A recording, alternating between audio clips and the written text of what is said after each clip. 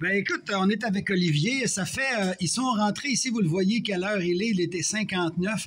Donc, ils sont rentrés ici exactement 29 minutes. Ils ont développé, je pense, 2 scénarios possibles d'incidents. On laisse Olivier témoigner sur le premier scénario. Puis, si tu as besoin d'expliquer visuellement des choses, ben, n'hésite pas à te lever puis aller nous les montrer. Moi, je vais te suivre puis je vais filmer le tout. Donc, premièrement, en rentrant, on a pris conscience des chimies éthiques. Malheureusement, on ne sait pas les réactions qu'est-ce qu'ils vont donner, par exemple, entre l'acide sulfurique fumant et le benzène. Cependant, ce qu'on sait, c'est qu'il y a une grande toxicité. Il y a une personne sur le plan qui n'a pas son masque à gaz avec lui, ni son cap-gaz. Bon, pas loin au moins. Attends, on va regarder. Tu parles de qui? Comment s'appelle-t-il? Michel. Donc, Michel qui a peur. Il a quand même son gaz individuel. Mais tu dis ses équipements de protection sont un peu loin. Bon, c'est vrai qu'ils sont loin quand même. Il n'y a pas non plus sa radio. Donc, même la personne... Pas de radio, c'est vrai. La personne ne sent pas. Pas de gants non plus. Hein? Donc, au niveau des EPI, Michel, il est vraiment pas top, là. Donc, il n'a pas son 4 gaz sur son... Ouais, au moins.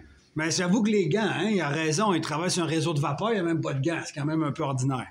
La vanne d'ici est brisée ou défectueuse, c'est le cas fuit. Oui, on a une demande de travail effective, n'est-ce pas, là-dessus, tout à fait. Et selon moi, de l'acide sulfurique fumant par la voie de détournement de la vanne va aller jusqu'au réacteur de benzène locaux. Qui est sous pression.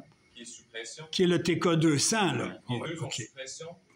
Non, celui-là n'est pas sous pression, celui-là est atmosphérique. Oui, tu as l'atmosphère. C'est la vanne 23 hein, sur l'égout hein, qui détermine. Donc, si la vanne 23 était fermée, là, il serait sous pression. Mais c'est vrai que l'autre l'est, puisque l'évent du TK200 a été bouché. Il y a une plaque d'acier maintenant hein, qui empêche de sortir de ce réservoir-là à l'atmosphère. Donc, selon moi, il y aura une réaction chimique entre les deux qui va sans doute faire une réaction exothermique qui va exploser, mettre du benzène partout. Énergie dégagée. Exploser, mais là, attends, où ça explose, moi, là? Quand tu me dis exploser, là. Selon moi, ça va exploser dans le réacteur 200. Ou à même la pompe. Ou à même la pompe. Ah, la pompe aussi, donc ça pourrait péter dans le réservoir ou dans la pompe. OK. Mais là, il n'y a personne. Y a-t-il quelqu'un qui va se faire mal là-dedans? Ben, Michel va se faire mal parce que... Michel, ouais, ben il est loin, non? C'est le 200. Bon, OK, une explosion, c'est une explosion, tu me diras, là. Puis après ça, la vapeur. Seulement la vapeur pourrait juste le tuer. Parce que c'est des vapeurs chaudes de benzène. Oui, ça, c'est ordinaire. Oui, salement quand même, il faut l'avouer, on le sait. 10 millilitres, selon notre spécialiste de benzène, serait assez pour tuer un être humain. Donc, on peut imaginer qu'un gros nuage de benzène gazeux, si tu en respires un peu, ça doit faire mal. Ça doit faire assez mal. J'avoue qu'on ne connaît pas ça, hein, parce qu'on n'a jamais mis un humain dans des conditions comme celle-là, fort heureusement.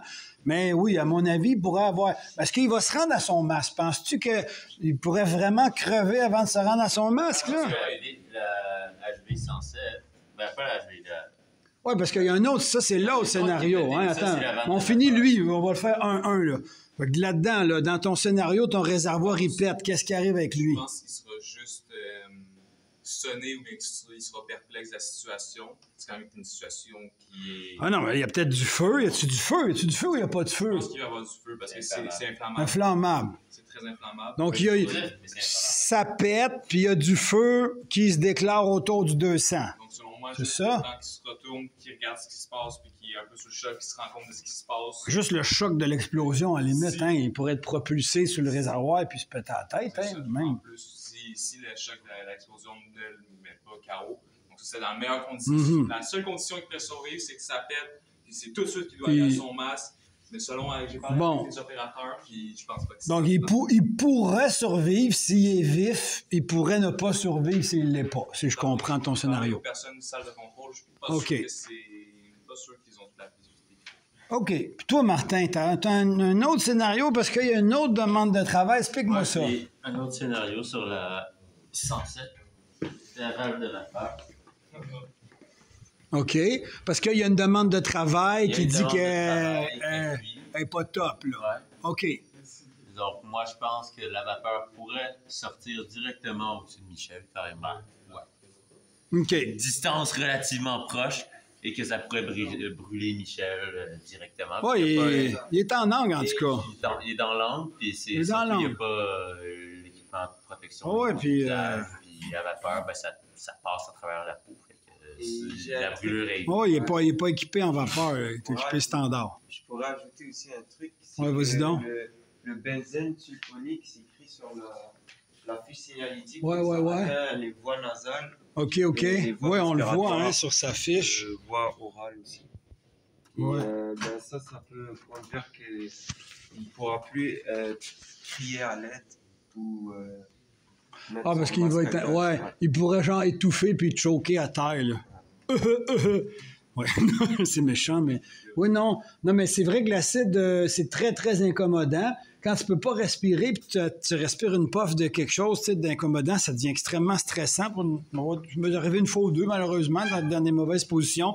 Fait qu'on pourrait comprendre qu'il est là, et il y a de l'acide, il respire, il est super stressé, pas capable de respirer, il va se mettre à paniquer, là, puis là, il peut avoir de la difficulté à sortir d'ici, alors que s'il irait dans le corridor, il survit, mais il est ici en panique, tu sais, c'est étonnant ce que ça fait la panique chez quelqu'un, hein, il va carrément faire des gestes erratiques parfois.